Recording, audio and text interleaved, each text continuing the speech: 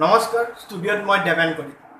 আপোনালোকক স্বাগতম জনাইছো আমাৰ অসমৰ প্ৰথমটো স্যাটেলাইট চেনেল যিয়ে আপোনাক ধুলিয়ে মাটিয়ে বালিয়ে বানপানীয়ে ঘূৰি হলো সকলোতকৈ প্ৰথমতে আপোনালোকক তথ্য বা নিউজ দাঙি ধৰে আহক আজি আমাৰ মাজত উপস্থিত আছে অসমৰ একমাত্ৰ বুদ্ধিজীৱী নগেন ডাঙৰীয়া নগেন দা আপোনাক স্বাগতম জনাইছো আমাৰ ডাটচেলুন নিউজ চেনেললৈ নমস্কাৰ নমস্কাৰ নগেন দা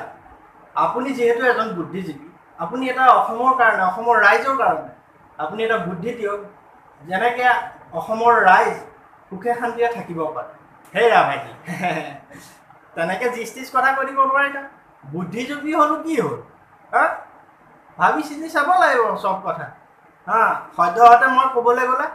সকলো যদি ফেচবুকত ব্যস্ত থাকে তেতিয়া বেলেগ কথা বাৰু হা সুখে শান্তিৰে চব চুকে কাৰণে বহি থাকে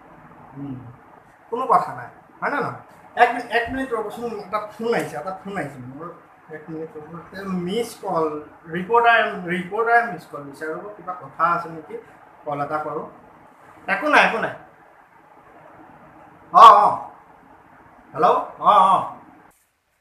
হেল্ল' হেল্ল' দাদা